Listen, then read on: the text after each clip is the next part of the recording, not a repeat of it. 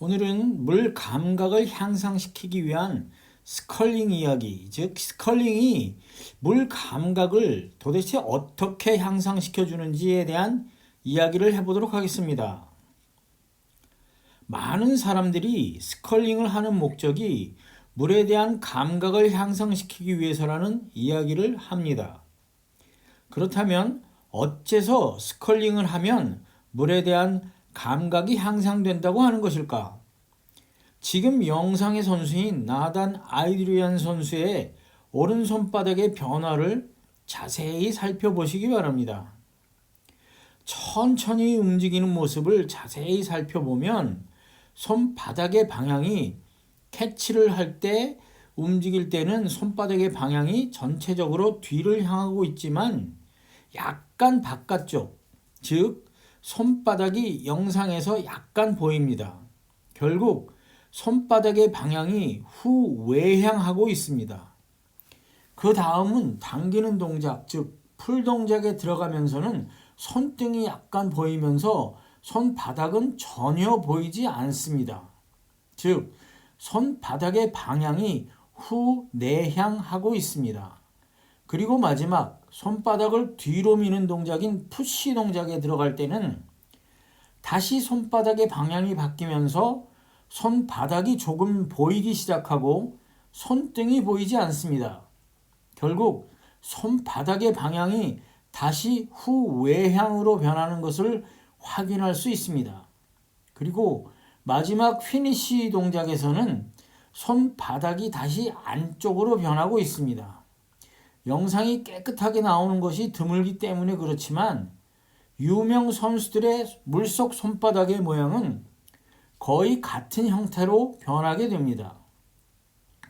결국은 지난번 영상에서 언급했듯이 몸의 중심선에서 손이 멀어질 때는 손바닥의 방향이 약간 바깥쪽으로 향하고 몸의 중심선에서 가까워질 때는 손바닥의 방향이 안쪽으로 향한다는 점에서 스컬링과 동일하기 때문에 결국은 스컬링 연습을 통해서 수영할 때 물에 대한 감각을 향상시킬 수 있다고 이야기하는 것입니다.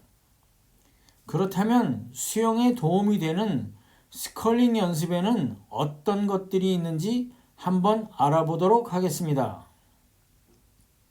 첫 번째 스컬링 연습은 자유형, 접영, 평형의 캐치 동작에 도움이 되는 연습으로 프론트 스컬링입니다. 스컬링의 움직임은 항상 손바닥의 방향과 팔꿈치의 움직임에 주목해야 합니다. 프론트 스컬링을 할 때는 팔꿈치는 유연하지만 거의 펴도록 하고 손목은 많이 구부려서 가능한 손바닥의 기본 방향이 뒤를 향하도록 합니다. 그러면서 어깨와 팔꿈치 그리고 손목을 좌우로 움직이면서 손바닥의 방향을 후외향과 후내향하도록 손바닥의 방향을 조절해 나갑니다. 이때 손바닥에 물의 느낌이 제대로 느껴지지 않으면 손바닥의 방향을 바깥쪽 또는 안쪽으로 더 크게 만들어주면 느낌이 더 좋아질 것입니다. 이 연습은 자유형, 평형, 접영의 캐치 동작에서 물에 대한 느낌을 향상시킬 수 있습니다. 이 연습에서 호흡은 숨이 찰 때만 가볍게 고개를 들어서 호흡을 하고 바로 머리를 물속으로 넣는 것이 좋습니다. 호흡을 오래 하려고 하면 다리가 가라앉기 때문입니다. 다시 동작을 하는데 어려움이 있습니다. 이번에 하는 동작은 미들 스컬링이라고도 하고 저는 하이엘보우 스컬링이라고 합니다. 실제로 수영할 때 캐치 동작의 마지막 부분인 하이엘보우 동작에서 스컬링을 하기 때문입니다. 이 동작에서 가장 중요하게 생각해야 하는 것은 팔꿈치가 동작을 하는 내내 계속해서 물 표면에 유지되어 마치 고정된 것처럼 움직이지 않도록 해야 하는 것입니다. 그리고 팔꿈치를 사용하여 하완과 손끝만을 움직여서 손바닥의 방향을 조절하도록 해야 합니다. 그래야 팔꿈치를 움직이는 동작에 대한 이해를 높일 수 있습니다.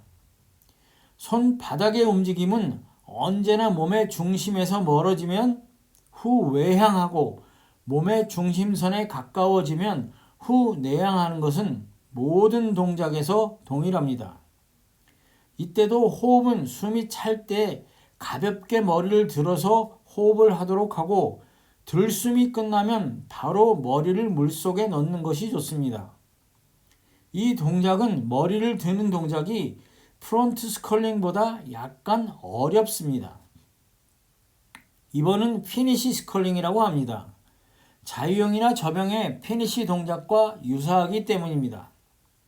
이 연습은 양손을 단전 부위에 모으고 손목을 약간 뒤로 꺾어서 손바닥이 뒤를 보도록 하면서 시작합니다.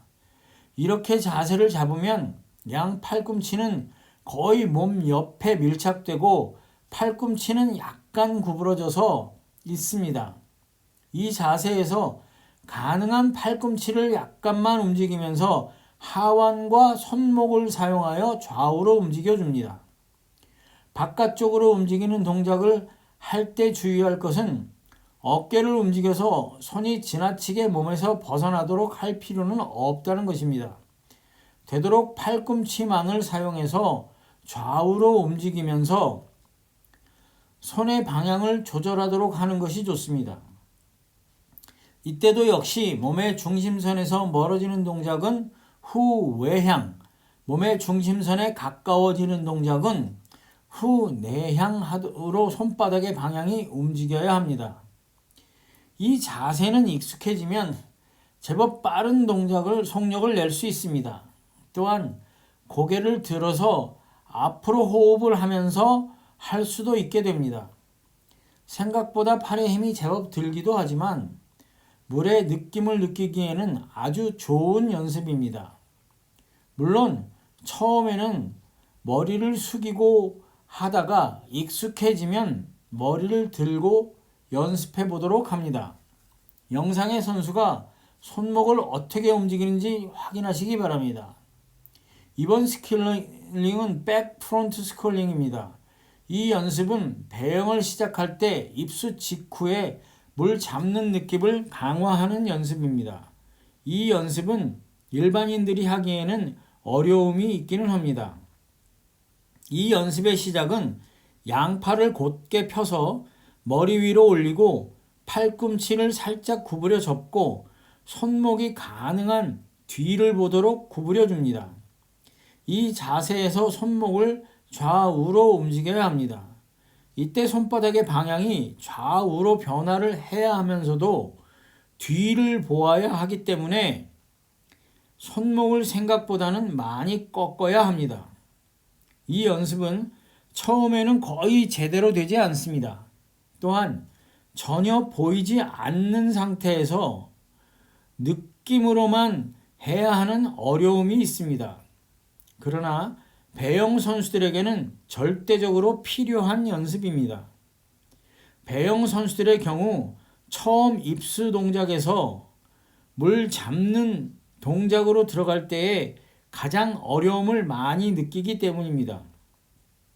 선수들은 필수적으로 많이 연습을 해주면 좋고 일반인들의 경우는 한 번쯤 경험해 보는 것도 좋겠다는 생각입니다.